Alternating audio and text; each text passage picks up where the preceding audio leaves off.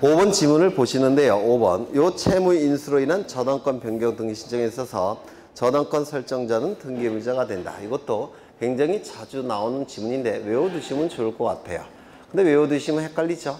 그러면 왜 얘가 설정자가 등기 의무자가 되는지를 설명을 드릴 건데 민법 지식이 조금 필요해요. 여러분이 공부하지 않은 민법 지식이 조금 필요한데요. 이해는 하실 수 있을 겁니다.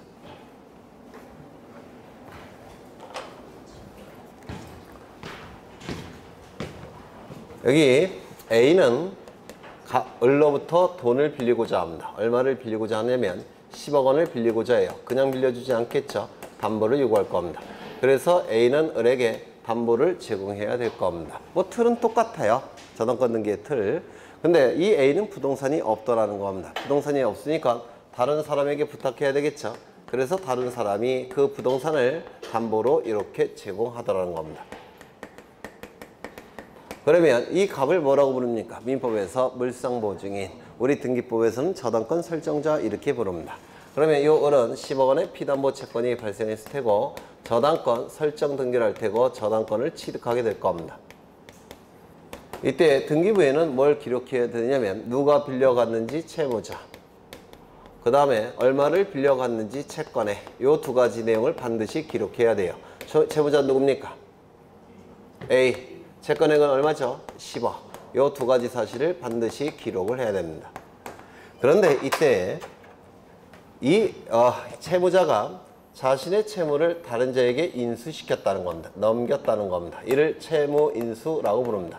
우리 민법에서 채권을 넘길 때는 채권양도, 채무를 넘길 때는 채무인수, 이렇게 법률 용어가 달라요.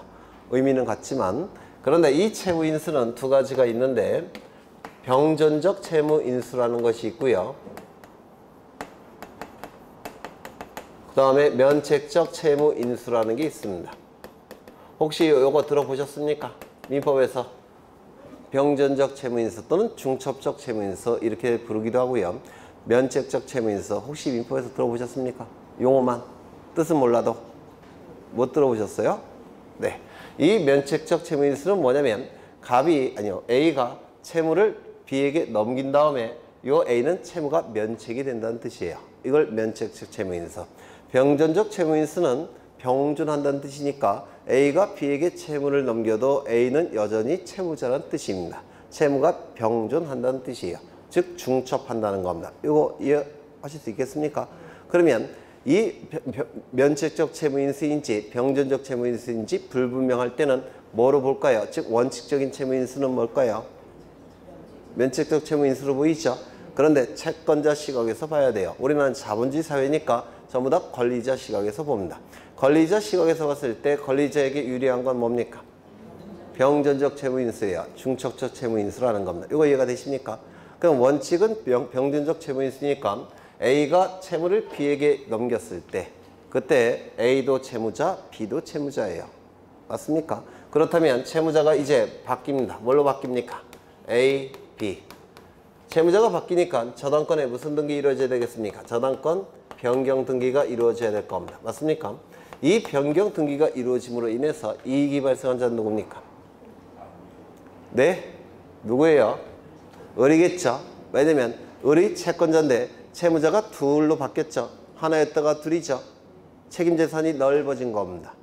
따라서 이 을에게 유리합니다. 맞습니까? 불이익이 발생한 자는 누굴까요? A요.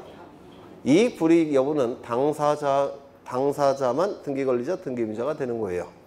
당사자는 누굽니까? 갑과 을 아닙니까? A는 채무자에 불과하다고 했죠. 당사자가 아니에요.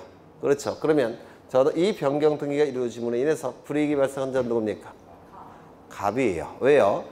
얘가 채무를 이행하지 않아도 이 재산을 통해서 책임져야 되고 얘가 채무를 이행하지 않아도 이 재산을 통해서 책임져야 됩니다. 맞습니까? 책임질 대상이 둘로 늘어난 거예요. 누구에게 불이익합니까?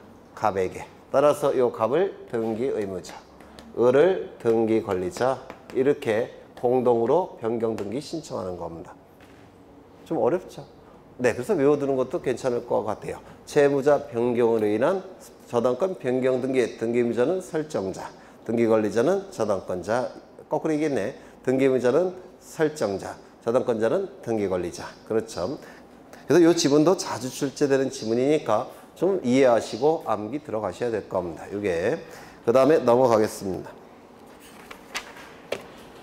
어디를 보실 거냐면 22번을 보시겠습니다. 22번. 공동 신청하여야 하는 것은 이렇게 나와 있는데 등기는 민법상의 사적자치 원칙에 우리 등기법에는 신청주의로 나타난다고 했죠. 이 신청주의도 이미 신청이 원칙이라고 했죠. 이미 신청도 원칙은 공동 신청입니다. 그럼 왜 공동 신청이 원칙이냐면 등기부는 정확한 내용이 기록되어야 되니까 등기의 진정성을 확보하기 위해서 등기가 이루어짐으로 인해서 불이익이 발생하는 등기의무자를 등기신청 절차에 참여시킵니다. 참여시켜서 등기권리자와 등기의무자가 공동으로 신청하는 게 원칙이에요. 결국은 등기의 진정성을 확보하기 위해서 공동신청이 원칙입니다. 그렇다면 등기의 진정성이 다른 방법을 통해서 이미 확보가 됐다면 등기의무자 참여시킬 필요가 있습니까? 없습니까? 없을 겁니다. 그때는 단독신청입니다. 두 번째, 등기의무자를 참여시키고 싶어도 등기의무자가 존재하지 않을 수도 있죠. 표제부 등기 같은 경우. 이때는 등기의무자가 없으니까 단독신청에 의하게 될 겁니다. 그래서 우리가 단독신청에 의한 등기가 많이 출제가 되는데 두 가지 갖고 판단하는 겁니다. 등기의무자가 있는지 여부, 등기의 진정성이 다른 방법을 통해서 확보가 됐는지 여부. 그 두 가지를 가지고 단독이냐 공동이냐를 판단하는 겁니다. 이거 이해가 되십니까? 그렇다면 1번 혼동원에 의한 등기는 제가 무조건 뭐라고 했습니까? 단독신청 기억나십니까? 혼동의 개념은 동일에게 두 개 이상의 권리가 기속이 됐을 때 약한 법적 지위가 강한 법적 지위에 흡수돼서 소멸되는 게 혼동이죠. 맞습니까? 이걸 등기법에서 표현하고자 하면 두 개 이상의 지위, 등기의무자의 지위와 등기권리자의 지위가 동일인에게 기속이 됩니다. 그러면 약한 법적 지위인 등기의무자의 지위가 등기권리자에 흡수돼서 소멸이 돼요. 따라서 무조건 등기의무자가 존재하지 않으니까 뭐가 되는 겁니까? 단독신청. 그래서 혼동은 무조건 단독신청 암기하시라고 했죠. 그 다음에 2번 유증. 유증은 단독입니까? 공동입니까? 공동이라고 했죠. 유언집행자, 등기의무자가 유언집행자 또는 상속인이 등기의무자. 유증을 받은 자가 등기권리자로서 무조건 공동신청이라고 했죠.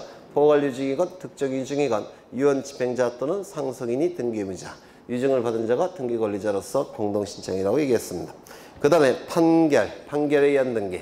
등기의 진정성이 판결서를 가지고 확보가 되죠. 따라서 무조건 단독신청. 그렇죠. 두 번째, 상속에 의한 등기, 상속등기. 등기의무자가 존재하지 않죠. 따라서 단독신청. 그 다음에 신탁등기는 뭐라고 했죠?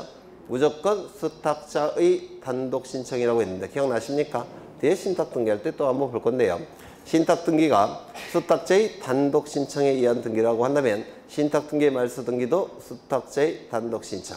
신탁등기의 말소회복등기도 수탁자의 단독신청. 신탁등기의 변경등기도 수탁자의 단독신청이라고 했는데 기억나십니까? 그렇죠. 그 다음에 부동산의 분합, 기타 표시변경 등기. 분할이라는 뜻이고요. 분필, 합필이라는 뜻이에요. 그러면 분필, 합필은 면적이 달라집니까? 면적이 달라지는 등기니까 분합필 등기는 무슨 등기입니까? 표제부 등기예요. 표제부 등기는 등기의무자가 존재합니까? 표제부 등기는 권리에 관한 내용이 기록되지 않죠. 권리에 관한 내용이 기록되지 않으니까 등기가 이루어짐으로 인해서 권리를 상실하여 불이익이 발생하는 등기의무자가 존재하지 않습니다. 따라서 표제부 등기는 언제나 단독 신청이에요. 그렇죠. 그 다음에 가등기의 말소등기. 이거 기억나셔야 되죠.